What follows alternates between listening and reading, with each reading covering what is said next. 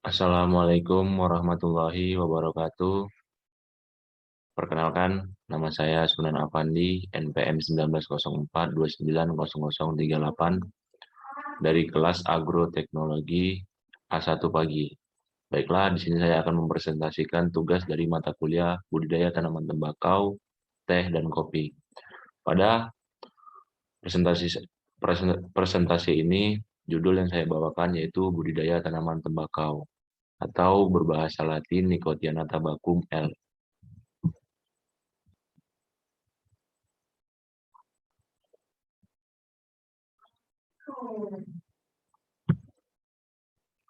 Pendahuluan. Tembakau adalah kelompok tumbuhan dari genus Nicotiana yang daunnya biasanya digunakan sebagai bahan baku rokok. Bahasa bahasa Indonesia tembakau berasal dari bahasa Spanyol yaitu tobacco yang sebagai asal kata. Produksi tembakau terbesar berasal dari spesies Nicotiana tabacum, meskipun Nicotiana rustica juga digunakan di beberapa tempat. Bernardo de Seguin merupakan orang pertama yang berhasil membedakan kedua spesies tersebut dalam Codex Firenze yang ditulis antara tahun 1540 dan 1585. Tembakau telah lama digunakan sebagai entogen di Amerika. Kedatangan bangsa Eropa ke Amerika Utara mempopuler perdagangan tembakau terutama sebagai obat penenang. Kepopuleran ini menyebabkan tumbuhan ekonomi Amerika Serikat sebagian bagian selatan setelah Perang Saudara Amerika Serikat, perubahan dalam permintaan dan tenaga kerja menyebabkan perkembangan industri rokok. Produk ini dengan cepat berkembang menjadi perusahaan-perusahaan tembakau sehingga terjadi konversi ilmiah pada pertengahan abad ke-20. Selanjutnya, bahan bacaan pada presentasi saya ini yaitu yang pertama botani dan morfologi tanaman tembakau, yang kedua syarat tumbuh tanaman tembakau, yang ketiga teknik budidaya tanaman tembakau, dan yang terakhir panen dan pasca panen tanaman tembakau. Kita masuk yang pertama yaitu botani dan morfologi tanaman tembakau. Botani tanaman tembakau atau Nicotiana tabacum yaitu tembakau deli termasuk kelas elit serta mempunyai keistimewaan antara lain memiliki ciri, rasa, dan aroma khas yang tidak dapat digantikan posisinya dengan tembakau jenis lain. Kedudukan tanaman tembakau dalam tata nama atau sistematika tumbuhan termasuk klasifikasi sebagai berikut. Tanaman tembakau memiliki kingdom pelantai yaitu jenis tanaman dan subkingdom Trachyobionta, superdivisi Spermatophyta, divisi Magnoliophyta, kelas Magnoliopsida, subkelas Asteroideae, ordo Solanae, dan famili Solanacea, genus Nicotiana, spesies Nicotiana tabacum L. Jadi tanaman tembakau ini merupakan jenis tanaman terong-terongan. Tanaman tembakau ini mirip dengan tanaman terong, makanya disebut dengan tanaman terong-terongan. Selanjutnya, ada morfologi tanaman tembakau atau Nicotiana tabacum L. Bunga pada tanaman tembakau termasuk bunga majemuk yang tersusun dalam beberapa tandan, dan masing-masing tandan berisi sampai 15 bunga, berbentuk trompet dan panjang. Daun pada tanaman tembakau berbentuk bulat, lonjong, atau oval, tergantung pada varietasnya. Daun yang terbentuk bulat lonjong meruncing, sedangkan yang berbentuk bulat tumpul. Batang pada tanaman tembakau memiliki bentuk batang agak bulat, agak lunak, tetapi kuat, makin ke ujung makin kecil. Dan buah pada tanaman tembakau berbentuk bulat lonjong dan berukuran kecil. Di dalamnya berisi biji yang bobotnya sangat ringan. Dalam setiap gram biji berisi 12.000 atau lebih biji dalam satu buah. Akar pada tanaman tembakau merupakan jenis akar tunggang yang tumbuh tegak ke pusat bumi. Akar tunggang dapat menembus tanah kedalaman 50-75 cm. Selanjutnya kita masuk ke syarat tumbuh tanaman tembakau. Pada syarat tumbuh tanaman tembakau dapat tumbuh di suhu atau iklim. Suhu yang cocok untuk tanaman tembakau yaitu berkisar 21-31 derajat Celcius. Tanaman tembakau juga dapat tumbuh pada daratan rendah ataupun daratan tinggi, tergantung pada varietasnya seperti varietas PO dan NO. Kemudian ada tanah. Derajat keasaman pada yang baik untuk pertumbuhan tanaman tembakau yaitu antara 5 sampai 5,6 pH. Apabila kurang dari 5 maka perlu diberikan pengapuran untuk menaikkan pH. Selanjutnya, teknik budidaya tanaman tembakau. Teknik budidaya tanaman tembakau atau Nicotiana tabacum yaitu pengelolaan tanah. Pada pengelolaan tanah pada budidaya tanaman tembakau, tanah yang dicampur dengan pupuk kandang kemudian dibiarkan selama seminggu. Tujuannya agar pupuk kandang yang dicampur dapat terurai dengan baik dan tidak mengakibatkan tanaman nanti menjadi gosong. Yang kedua, persemaian benih, membuat lahan semai berbentuk bedengan yang dengan dimensi dekat 1-2 m. Lebarnya dengan lebar 50-80 cm, tinggi 1 meter, beri naungan beri plastik transparan supaya bibit nantinya tidak terkena sinar matahari secara langsung. Jadi pada penyemaian tanaman tembakau ini tidak bisa terkena matahari langsung dikarenakan tanaman tembakau bibitnya sangat kecil dan sangat relatif untuk mati jika terkena matahari secara langsung.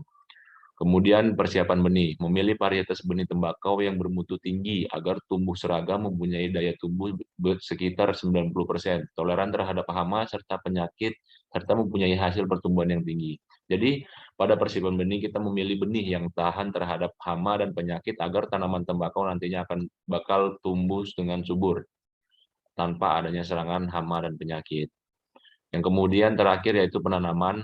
Pada penanaman tanaman tembakau ini, pola yang ditanam pada umumnya jarak tanam yaitu 100 cm kali 50 cm ataupun 100 cm kali 45 cm dengan populasi bibit kurang lebih 33.000 per hektar. Biasanya penanaman tembakau dilakukan pada musim panas.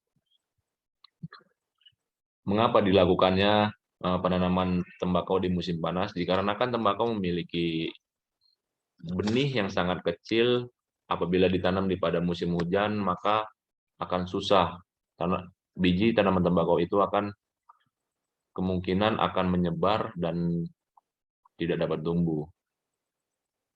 Baik, selanjutnya yaitu panen dan pasca panen tanaman tembakau. Panen dan pasca panen tanaman tembakau atau Nicotiana tabacum L. Panen dilakukan secara bertahap sesuai dengan kemasakan daun, mulai dari daun-daun paling bawah atau koseran. Setiap kali panen sebaiknya dipetik 2 daun dalam tiap tanaman, dan petikan selanjutnya dilakukan tiap kurang lebih 2-3 hari tergantung pada kemasakan daun berikutnya. Panen dilakukan pada pagi hari setelah embun yang ada di permukaan daun mengering. Daun-daun bawah yang tipis yaitu daun koseran dan kaki bila cukup baik dapat digunakan sebagai bahan pembalut atau pembungkus. Sedang daun yang posisi di atas, yang tebal, tengahan, dan pucuk sesuai untuk bahan filter. Seperti diketahui, untuk filter membutuhkan rasa dan aroma yang lebih kuat. Hal itu dapat mencapai bila daun cukup tebal dan berisi daun-daun yang diusahakan dapat mungkin tidak terkena tanah, karena dapat membawa senora jamur yang menyebabkan ambung. Jadi pada pemanenan tanaman tembakau yaitu diusahakan pada setiap tanaman kita hanya mengambil 2 helai daun. Dan pada panen selanjutnya kita bisa mengambil 3 atau lebih helai pada setiap tanaman. Baik, begitulah presentasi saya pada budidaya tanaman tembakau. Selanjutnya saya akan mempresentasikan tugas saya yang berjudul budidaya tanaman kopi.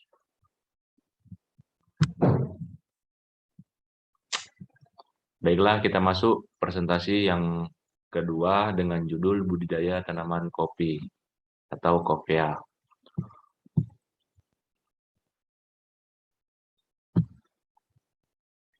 Kita masuk ke sejarah tanaman kopi. Masuknya kopi ke Nusantara tak lepas dari peran kolonialisme Belanda Sejarah penyebaran kopi dimulai pada tahun 1696 oleh Belanda. Pada masa itu, Belanda membawa bibit kopi pertama dari Malabar, India ke Pulau Jawa. Bibitnya sendiri berasal dari Yaman.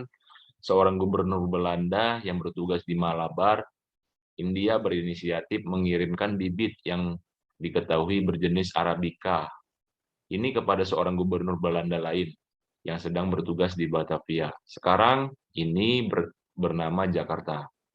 Sayang percobaan pertama ini gagal total akibat seluruh tanamannya hancur terkena gempa bumi dan banjir pada mereka. Tapi mereka tak mau menyerah begitu saja. Pada tahun 1699, upaya kedua dilakukan. Kali ini stek kopi dikirim dari Malabar, India juga. Kemudian pada tahun 1706, hasil tanaman kopi pertama di Pulau Jawa dikirim ke Kebun Raya Amsterdam untuk diteliti. Dan menurut hasil penelitian, kopi tersebut memiliki kualitas yang sangat baik dan berpotensi untuk diperdagangkan ke seluruh dunia. Sejak itu, Belanda memutuskan untuk melebarkan perkebunan kopi ke berbagai daerah lain di Nusantara. Tak hanya Jawa, perkebunan kopi dibuka di Aceh, Sumatera Utara, dan beberapa daerah di Sulawesi, Bali, hingga Papua. Kemudian kita masuk ke daftar isi pada presentasi ini. Yang pertama yaitu botani tanaman kopi, yang kedua syarat tumbuh tanaman kopi, dan yang ketiga teknik budidaya tanaman kopi, yang keempat panen dan pasca panen tanaman kopi. Kita masuk ke botani tanaman kopi. Kopi atau Coffea sp adalah spesies tanaman berbentuk pohon yang termasuk dalam famili Rubiaceae dan genus kopi. Tanaman ini tumbuhnya tegak, bercabang, dan ranting-rantingnya. Kopi mempunyai sistem percabangan yang agak berbeda dengan tanaman lain. Badan Litbang Pertanian klasifikasi menurut anonim adalah sebagai berikut. Kingdom Plantae, Subkingdom Viridiplantae, Superdivisi Embryophyta, Divisi Tachyophyta, Subdivisi Spermatophyta, kelas Magniolopsida, Ordo Gentinales, famili Rubiaceae, genus Coffea, spesies Coffea arabica. Selanjutnya kita masuk ke morfologi tanaman kopi. Yang pertama yaitu akar. Akar pada tanaman kopi memiliki sistem perakaran tunggang yang tidak rebah. Perakaran tanaman kopi relatif dangkal, lebih dari 90% dari berat akar. Terdapat lapisan tanah 0 sampai 30 cm. Jadi pada tanaman kopi ini sistem perakarannya yaitu sistem tunggang yang memiliki akar yang sangat kuat.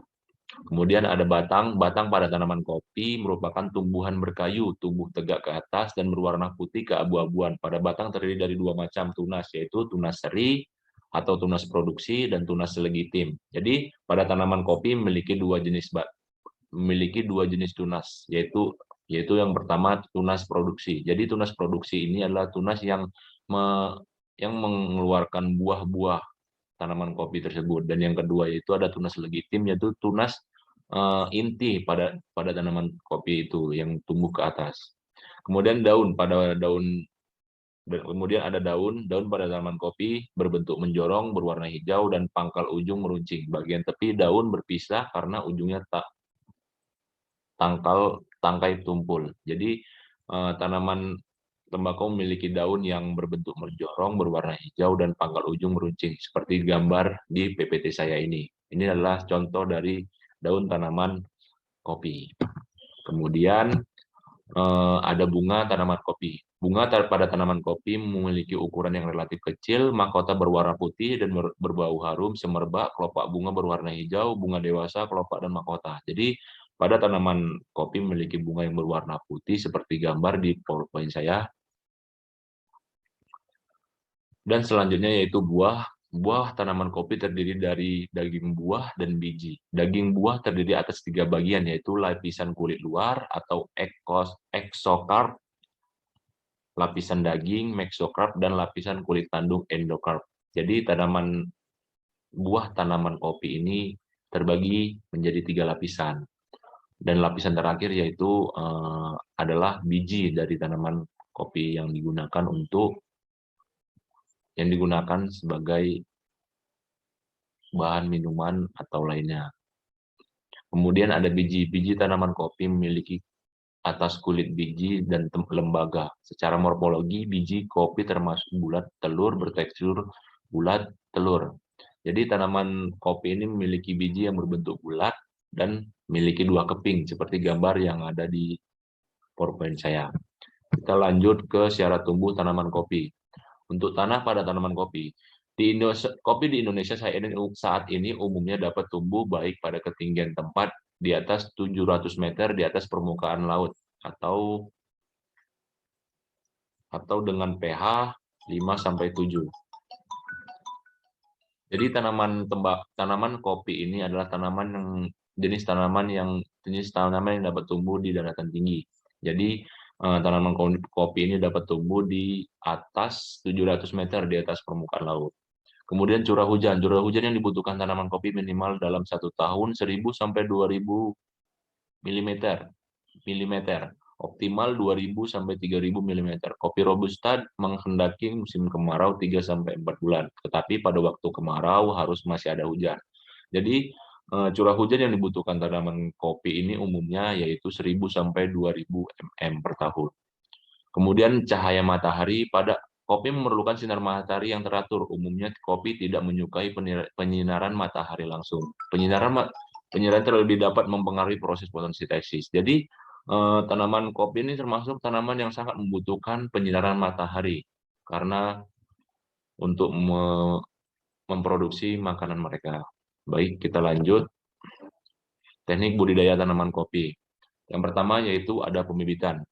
Biji kopi yang diambil dari buah masak atau tanaman indu unggul dikecambah selama 30-40 hari. Kecambah kemudian ditanam pada medium kompos dan diletakkan di bawah naungan sekitar 8 bulan. Nah, jadi kita sebelum melakukan pembibitan, kita memilih bibit tanaman kopi yang unggul, yang rentan, yang tidak terlalu mudah terkena hama dan penyakit, dan kemudian kita kecambahkan dan kita pindahkan ke baby bag selama 8 bulan. Baru kemudian kita tanamkan ke lahan pada tanaman kopi. Kemudian ada penanaman. Pemindahan bibit dari polybag ke lubang tanam di areal kebun. Jarak tanam budidaya kopi yang dianjurkan adalah 2,75 kali 2,75 meter dengan untuk robusta dan 2,5 kali 2,5 meter untuk arabica. Jarak tanam ini divariasikan dengan ketinggian lahan. Jadi setiap jenis tanaman kopi memiliki jarak tanam yang berbeda. Pada robusta yaitu 2,75 kali 2,75 meter dan untuk arabica yaitu 2,5 meter kali 2,5 meter. Baik, kita lanjut. Kita lanjut ke pemeliharaan. Pemeliharaan pada tanaman kopi yaitu dengan melakukan penyulaman, penyiangan gulma, pemupukan, dan pemangkasan cabang kopi. Kegiatan ini dilakukan pada tanaman kopi yang sudah menghasilkan agar tanaman dapat berproduksi dengan baik. Jadi pada tanaman kopi kita melakukan pemeliharaan berupa penyulaman. Penyulaman ini dilakukan ketika kita awal menanam. Jika ada tanaman yang mati, maka kita lakukan penyulaman atau menggantikan tanaman tersebut.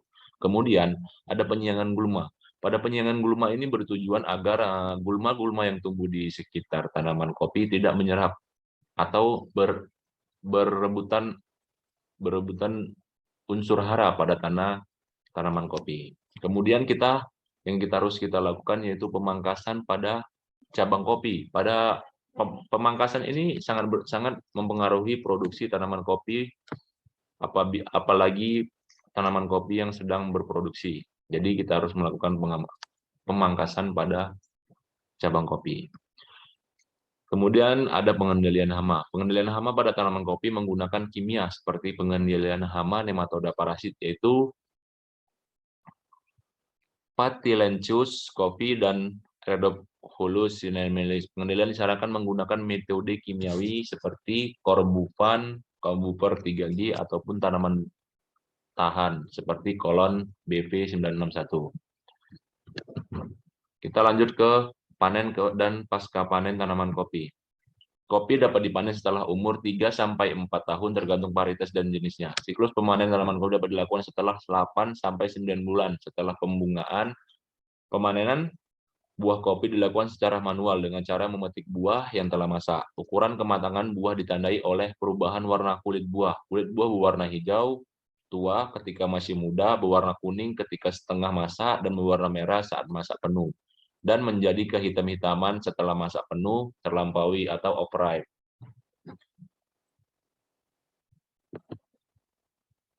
Pasca panen tanaman kopi. Proses sortasi buah kopi. Sortasi buah kopi dilakukan untuk memisahkan buah yang supersios masak, bernas, dan seragam dari buah inferior atau cacat hitam, berlubang, dan terserang hama atau penyakit. Selain memisahkan buah, proses sortasi juga dilakukan untuk memisahkan buah dari kotoran seperti daun, ranting, tanah, atau kerikil. Jadi pada proses sortasi buah ini dilakukannya pemisahan buah kopi yang masih mentah atau yang terkena hama penyakit dengan buah kopi yang bagus, agar kualitas kopi nantinya akan lebih bagus.